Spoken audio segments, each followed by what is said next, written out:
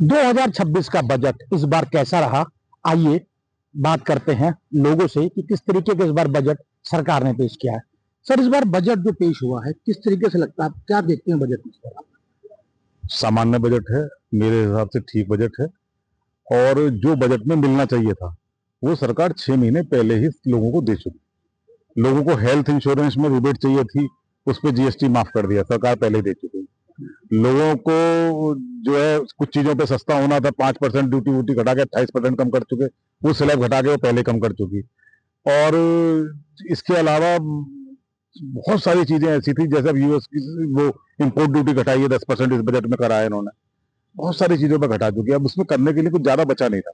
अब 12 का 13 लाख कर दिया, वो भी ठीक था। पिछली बार लोग मान के चल रहे थे कि 10 लाख रुपए कर तक फ्री करेगी, लेकिन सरकार ने पहले ही 12 लाख कर दिया था। 12 का अभी भी 13 कर दिया। ठीक है, काफी अच्छा बजट है। अगर बात करें अगर स्मॉल स्केल इंडस्ट्रीज के लिए या मनरेगा की योजनाओं के लिए जो नाम जयराम जी कर दिया है, तो उसमें कितना इनको फायदा मिला लोगों को? नहीं, मनरेगा में तो 100 दिनों की जगह 125 दिन पहले ही कर दिया गया है। तो 25 दिन का तो फायदा उन लोगों को मिल ही गया। 1 महीने का फायदा मोटा मोटा मानो मिल रहा है उन लोगों को। तो मतलब वो सारी चीजें जितना होना चाहिए था वो पहले ही सरकार सारा कुछ कर चुकी। तो इस बार मान के चलें कि जैसे कि हेल्थ इंश्योरेंस की बात करें, दवाइयां जो कैंसर की और जो कैंसर की दवाइयां सस्ती करी हैं और दवाइयों पे भी छूट दी है, फ्री कर दिया है। बस थोड़ा सा जो मुझे लगता है होना चाहिए था, वो चाहिए था कि हेल्थ के ऊपर सरकार थोड़ा सा ध्यान देती। हमारे हेल्थ में टोटल जीडीपी का सरकार की तरफ से 2% से भी कम खर्च किया जा रहा है। उसे थोड़ा सा बढ़ाया जाना चाहिए था। शिक्षा और स्वास्थ्य दो एक ऐसी चीजें हैं, अगर सरकार इन पे जोर दे ले तो आम पब्लिक को बहुत बड़ी राहत मिलेगी। क्योंकि आम पब्लिक का जो पैसा कमाता है उसका 25% जो पैसा है वो मेरे हिसाब से शिक्षा और स्वास्थ्य पे खर्च जाता है। अगर शिक्षा और स्वास्थ्य सुधर जाए तो बहुत कुछ सुधर जाएगा। अगर रक्षा की बात करें, जैसे कि प्लेन्स की बात करें, इनको इंपोर्ट भी करने की बात करें, जब से पाकिस्तान और इंडिया का युद्ध हुआ था तो उसके बाद से कुछ ज्यादा चीजें को जिन्होंने बढ़ावा दिया है शुरू करी। नहीं देखो, किसी भी देश को प्रगति करने के साथ साथ अपने आप को सैन्य रूप से भी आधुनिक बनाना बहुत जरूरी है। आप ये कोशिश क्यों करते हो कि दूसरा देश आक्रमण करेगा तभी आप उस पर आक्रमण करोगे? तुम अपने आप को इतना शक्तिशाली बना लो कि दूसरा आक्रमण करने की क्षमता ही ना रखे। तो वो जरूरी है। उसके लिए शक्तिशाली होना और सेना को समृद्ध करना बहुत जरूरी है। आज सेना भारत की जो समृद्ध है, इसी की वजह से तो पाकिस्तान की हिम्मत नहीं पड़ रही है, चाइना चुप बैठा हुआ है, वरना चुप बैठते नहीं थे।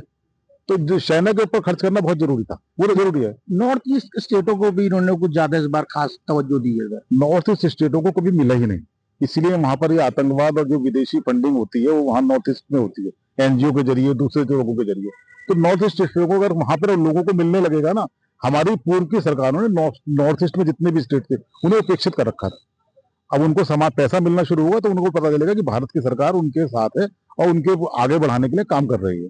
सर, इस बार बात करें कि अगर अल्कोहल की या टबैको की, उन पे भी इस बार टैक्स बढ़ाने की बात की गई, इस बार टैक्स बढ़ाया जाए। एल्कोहल टबैको पर तो कब नहीं बढ़ा, ये बताओ।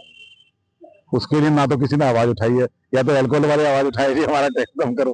किसी अल्कोहल वाले ने आज तक नहीं कहा कि मेरा टैक्स कम कर दो। किसी टबैको वाले ने नहीं कहा। और ये चीजें वैसे ही विलासिता की मानी जाती है, तो बढ़ा दिया तो उसमें कोई दिक्कत नहीं। बीड़ी पे नहीं बढ़ाया ना, गरीब आदमी बीड़ी पीता है। तो इस बार मानते हैं कि इस बार बजट अच्छा है, अच्छा, पूरी तरीके से संतुष्ट है बजट से? संतुष्ट तो देखो कभी कोई आदमी हो ही नहीं सकता, और संतुष्ट हो जाएगा तो जीवन खत्म हो जाएगा। इसलिए संतुष्ट नहीं है, लेकिन ठीक है बजट। लोगों का कहना है कि इस बार जो बजट है वो अच्छा बजट है।